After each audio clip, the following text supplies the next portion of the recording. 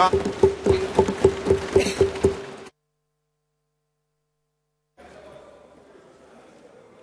धन्यवाद अध्यक्ष महोदय।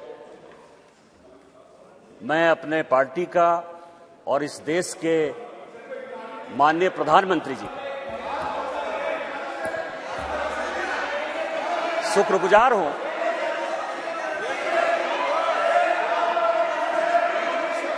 कि इस ऐतिहासिक बिल पर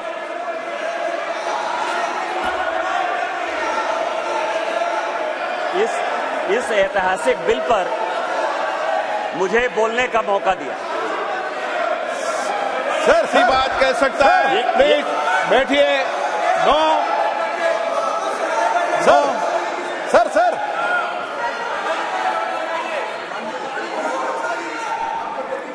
माननीय अध्यक्ष जी, मैं अधीर रंजन जी को इतना पूछना चाहता हूं, क्या महिलाओं की चिंता सिर्फ महिलाएं ही करेगी, पुरुष नहीं कर सकते हैं? किस प्रकार के समाज की आप रचना चाहते हैं भाई?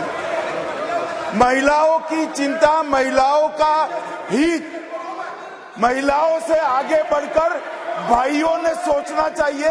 यही इस देश की परंपरा है। महिलाओं के बारे में सोचने का अधिकार सभी को है। तो हमारे साथी सांसद निशिकांत जी खड़े हुए हैं, इसमें उनको क्या आपत्ति है? उनको खड़ा होने नहीं मिला पहले, इसलिए थोड़ा जेलस हो रहे हैं शायद। निशिकांत जी। माननीय अध्यक्ष जी, कांग्रेस या उसके समर्थक दल किस तरह से लोकतंत्र का गला घोटते हैं, वो मैं उदाहरण हूं। मैं गांव में पैदा हुआ, मेरे माँ पिताजी आज भी गांव में रहते हैं। आज जब मैं पार्लियामेंट के लिए चल रहा था तो मेरी माँ आज एम्स देवघर में भर्ती है सर। उसने मुझे फोन किया कि बेटा यदि पार्टी तुमको मौका देती है तो आज इस बिल के बारे में जरूर बोलो। और इसीलिए कहा उसने कि जो महिला है सर, आज यदि सारे पुरुष यहां मौजूद हैं तो उसका कारण महिला है। यदि महिला नहीं होती तो पुरुष का कोई एग्जिस्टेंस नहीं होता। और आज चूंकि कांग्रेस की गलतफहमी है, गलती है सर, और ये जितने अपोजिशन के लोग हैं वो इतने वर्षों तक इस बिल को लेकर नहीं आए। हमारे माननीय प्रधानमंत्री जी ने ये नैतिक साहस दिखाया, हमारी पार्टी ने ये नैतिक साहस दिखाया। आज हम बिल लेकर आए हैं कि इनके पेट में दर्द हो रहा है सर। हम बरसों से सुनते रहे सर कि जननी जन्मभूमिश्च स्वर्गादपि गरीयसी, यत्र नार्यस्तु पूज्यन्ते रमन्ते तत्र देवता। लेकिन क्या हुआ? इस देश में महिलाएं स्कूल एजुकेशन के लिए परेशान थी। जब तक माननीय अटल बिहारी वाजपेयी जी की सरकार नहीं आई, सर्व शिक्षा अभियान इस देश में नहीं आया, महिलाओं का जो है शिक्षा का लेवल नहीं बढ़ पाया सर। महिलाएं यदि बच्चियां स्कूल जाती थी तो उनको जो है खाना बनाकर जाना पड़ता था सर। और इसको जब हमारे प्रधानमंत्री जी ने देखा तो मिड डे मील स्कीम जब तक कि सरकारी स्कूलों में लागू नहीं हुआ तब तक महिलाओं की संख्या, बच्चियों की संख्या नहीं बढ़ी सर। और उसके बाद जो सबसे बड़ा प्रॉब्लम था, इस देश के प्रधानमंत्री ने जो सबसे बड़ी बात की कि उनको सम्मान दिया सर। सारे स्कूल में, स्मृति ईरानी जी उस वक्त एचआरडी मिनिस्टर थी, सारे स्कूलों में शौचालय बनाकर महिलाएं कैसे अच्छा से पढ़ेंगी, बच्चियां कैसे आगे बढ़ेंगी, उसी का ये उदाहरण है। और उससे आगे बढ़कर आज जो कल से लेकर परसों से लेकर माननीय प्रधानमंत्री जी लगातार बोल रहे हैं कि सही समय है, यही समय। और इसी समय पर आज ये ऐतिहासिक सेशन बुलाकर माननीय प्रधानमंत्री जी ने महिलाओं को जो सम्मान देने का काम किया, उसके लिए हम भारतीय जनता पार्टी के कार्यकर्ता गौरवान्वित हैं। और हम उनका जो है आदर और नमन करते हैं कि उन्होंने महिलाओं को आरक्षण देने का फैसला किया। सर मैं पढ़ रहा था, काफी बातें कही, मैं केवल 2-3 चीजें बताना चाहता हूं, फिर अपने विषय पर आऊंगा सर। ये देश इस संविधान से चलता है और इसका आर्टिकल 82, मनीष तिवारी जी यहां बैठे हुए हैं, कल से लगातार वो संविधान की बात कर रहे हैं। अभी सोनिया जी ने भी बोलते हुए बातें कही कि अभी क्यों नहीं लागू कर दिया, कब से लागू कर देंगे। ये देश संविधान से चलता है। मैं आर्टिकल 243 डी और आर्टिकल 243 टी, जिसके लिए कि उन्होंने बड़ा अपने आप को गौरवान्वित महसूस किया कि हमने पंचायत में जो है महिला रिजर्वेशन लागू किया, बड़ा अच्छा किया। लेकिन यह आर्टिकल में 243 डी और 243 टी हमने तो नहीं दिया। आप दोनों को पढ़ लीजिए, 243 डी और टी क्या पंचायत में किस तरह से रिजर्वेशन होगा और म्युनिसिपल कॉर्पोरेशन में किस तरह से रिजर्वेशन होगा। आपने उसके लिए कभी ओबीसी की बात तो नहीं की। यदि इस आर्टिकल में यदि आपने डाला होता ओबीसी की बात, तो आप जब करिए बहुत अच्छा, इतने वर्षों से आपको नहीं दिखाई दिया। उसी तरह से 1947 से लेकर 49 तक ये पूरा संविधान सभा चलता रहा। परसों से यही भाषण सुन रहे हैं सर। इस कॉन्स्टिट्यूएंट असेंबली से लेकर 1952 से लेकर आज तक चुनाव हुआ, कभी किसी ने राज्यसभा में रिजर्वेशन की बात नहीं की, विधान परिषद में बात नहीं की।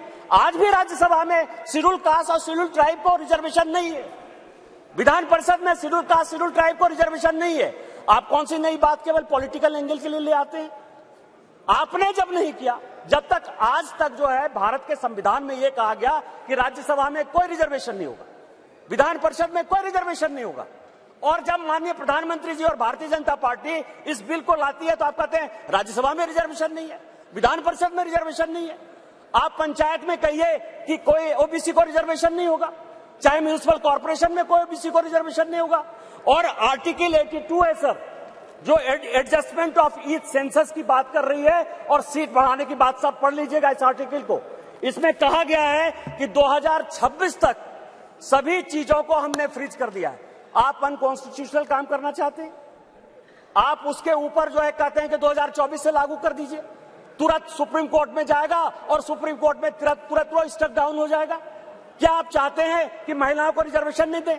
और जिस तरह से आप केवल राजनीति के माध्यम से इस महिला रिजर्वेशन को लॉलीपॉप बनाते रहे, घुमाते रहे, वही भारतीय जनता पार्टी करे।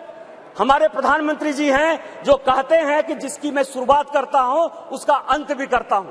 यदि ये महिला रिजर्वेशन यहां आया है तो महिलाओं को अधिकार मिलेगा, मिलकर रहेगा, दुनिया की कोई ताकत इसको नहीं रोक सकती है। लेकिन इनके यहां क्या दिक्कत है सर?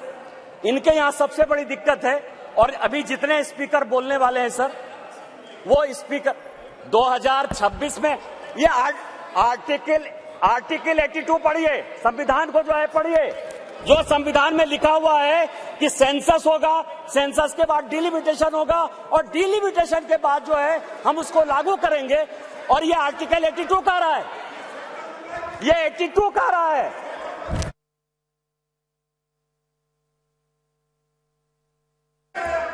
सर पूरे देश दुनिया में कोरोना के कारण लोग मरे, माननीय प्रधानमंत्री जी के कारण आज 140 करोड़ लोग बच गए।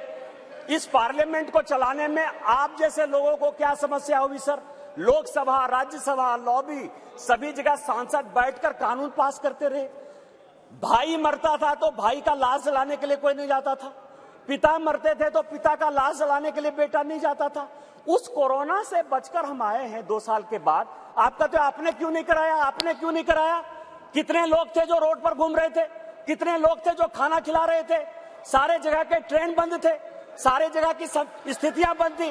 भागलपुर पूरा जो है भारत जो है किस तरह के विकट परिस्थिति में था सर? माननीय प्रधानमंत्री जी 140 करोड़ लोगों को बचा के लाए हैं, और सेंसस जो संवैधानिक चीज है उसको जब हम लागू करेंगे तो ये लागू होगा। आज आप कह रहे हो क्यों नहीं लागू किए? देश में फिर से ये गलत तरह का माहौल पैदा करने की कोशिश कर रहे हैं सर। 2020 और 21 के माहौल के बाद, कोरोना के बाद कैसे सेंसस लागू हो सकता था, कैसे सेंसस हो सकता था? और माननीय गृह मंत्री जी बैठे हैं, हमेशा कहते हैं कि मैं कोई गैर संवैधानिक काम नहीं करूंगा, कोई असंवैधानिक काम नहीं करूंगा। यदि सेंसस होना है तो उसका भी डेट घोषित होगा, सेंसस होगा, डिलिमिटेशन होगा और महिलाओं को रिजर्वेशन मिलेगा। यही तो इस बिल में है 334 से, जिसके बारे में कि माननीय कानून मंत्री जी कह रहे थे सर। लेकिन क्या समस्या है कि ये अपने जो 26 पार्टियों का एक जो गठबंधन बनाया है सर, इंडी अलायंस, उसके सारे नेताओं का मैं भाषण पढ़ रहा था। आज सोनिया जी जब बोल रही थी तो मुझे लग रहा था कि वो राजनीति से ऊपर उठकर बोलेंगी, क्योंकि वो अपोजिशन की आवाज थी। मैं उनका सम्मान करता हूं सर। इस महिला रिजर्वेशन के लिए जिन महिलाओं ने पार्लियामेंट के अंदर और पार्लियामेंट के बाहर सबसे ज्यादा आवाज उठाई, वो बंगाल की गीता मुखर्जी थी और भारतीय जनता पार्टी की सुषमा स्वराज थी। ये दोनों यदि नहीं रहती तो आज ये दिन भी देखने को नहीं मिलता। 33% यदि रिजर्वेशन लोकसभा और विधानसभा में यदि लागू होने वाला है और माननीय प्रधानमंत्री जी लेकर आए हैं इन दो महिलाओं का, लेकिन सोनिया जी ने अपने पूरे भाषण में न गीता मुखर्जी का जिक्र किया न सुषमा स्वराज का जिक्र किया। यह किस तरह की राजनीति है? अपना क्रेडिट लेना चाहती हैं कि हमारा बिल है। ये बिल आपका नहीं है। आप जो बिल लेकर आए वो गलत बिल है, और यदि इसके लिए किसी ने आंदोलन किया तो वो गीता मुखर्जी है, वो सुषमा स्वराज है। आपने ये नहीं बोलकर इस महिला बिल में भी राजनीति करने की कोशिश की, और आज का पूरा क्रेडिट जो जीता वो सिकंदर, जो गोल मारता है, यहाँ बंगाल के लोग बैठे हुए हैं, जो गोल मारता है उसी के नाम से गोल मारा जाता है। माननीय प्रधानमंत्री जी गोल मारने को तैयार हैं। ये भारतीय जनता पार्टी का बिल है और ये माननीय प्रधानमंत्री जी का बिल है, आपको ये मानना पड़ेगा। दूसरा सवाल है कि इनके जो अपोजिशन के लोग हैं सर, जो 26 पार्टियों का इंडी गठबंधन बना है, इसमें आप समझिए इनकी भावना कैसे है, महिलाओं के बारे में ये कैसा सोचते हैं।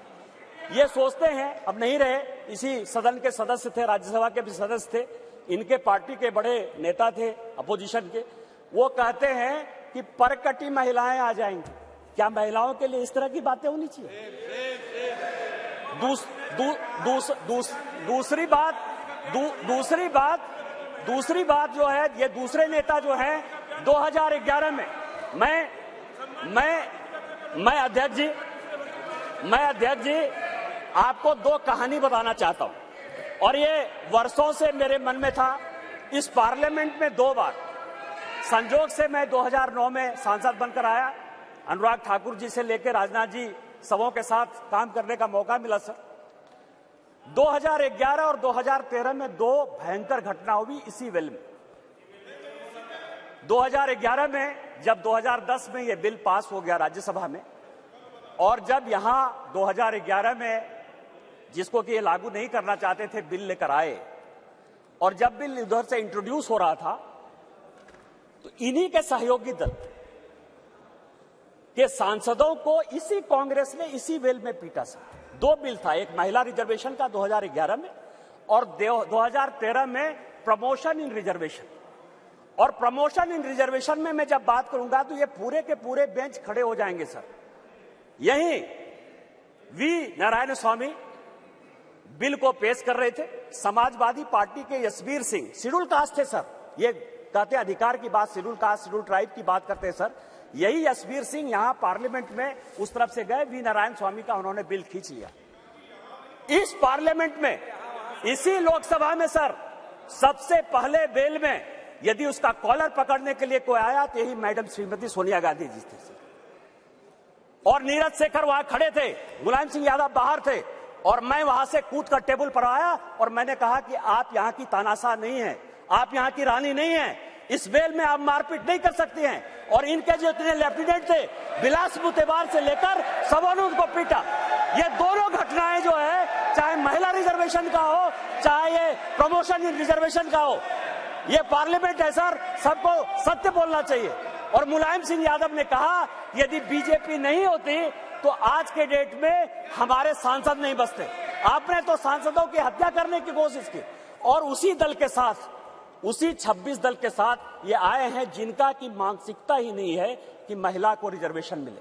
चाहे वो राष्ट्रीय जनता दल है, चाहे वो समाजवादी पार्टी है, चाहे इनके सारे मुस्लिम एमपी है, चाहे कोई भी पॉलिटिकल पार्टी जो इनको सपोर्ट कर रही है सर, और उन्हीं के दबाव में ये कानून के विरोध में जाकर, इस संविधान के विरोध में जाकर, और उसके सारे उदाहरण है कि 96 से लेके आज तक क्यों नहीं लागू हुआ, उसी के कारण ये कभी ओबीसी रिजर्वेशन की बात करते हैं, कोटा विद इन कोटा की बात करते हैं, राज्यसभा में जो है उसको अधिकार देने की बात करते हैं, विधान परिषद में क्यों नहीं रिजर्वेशन दिया उसकी बात करते हैं, फिर वो बात करते हैं कि 2024 से क्यों नहीं लागू होगा। इनको सब कुछ पता है। ये देश संविधान से चलता है, हम एक गरीब परिवार के बेटे होकर इस पार्लियामेंट में आए हैं सर। जैसे मैंने बात कही कि मेरे माँ पिताजी आज भी गांव में रहते हैं। यदि बाबा साहब अंबेडकर का यह संविधान नहीं होता, भारतीय जनता पार्टी नहीं होती, उस दिन भी मैंने कहा कि आपने गांव नहीं देखा है, गरीबी नहीं देखा है, महिलाओं की स्थितियां नहीं देखी। आपने जो जो कानून पास किए वो महिलाओं के खिलाफ है। यदि 498 आपने पास किया जिसका आप क्रेडिट लेना चाहते हैं, तो उसमें से है पुरुष से ज्यादा महिलाएं ही जेल में बंद हैं। डॉरी के केस में जिस तरह से आपने बनाया, आज यदि आपने कई एक कानून ऐसे पास किए हैं जिसमें लोग महिलाओं को नौकरी देने के लिए तैयार नहीं होते हैं। आपने महिलाओं को रोकने का प्रयास किया, महिलाओं को बढ़ाने का प्रयास नहीं किया। और हम जो बिल लेकर आए हैं, जो माननीय प्रधानमंत्री जी के नेतृत्व में ये इतिहास रचने जा रहा है, और ये जो ऐतिहासिक पल है, और स्पीकर साहब आपके जीवन का जो ऐतिहासिक पल है कि उस कुर्सी पर आप विराजमान हैं, जिस पल में ये इतिहास बन रहा है वो केवल और केवल माननीय मोदी जी की देन है, भारतीय जनता पार्टी की देन है। हम संविधान सम्मत काम करते हैं और मेरा सबों से आग्रह होगा कि दल पार्टी से ऊपर उठकर जो ये संविधान आर्टिकल 82, 243D और 243T जिन आधार पर यह संविधान चलता है, उसके आधार पर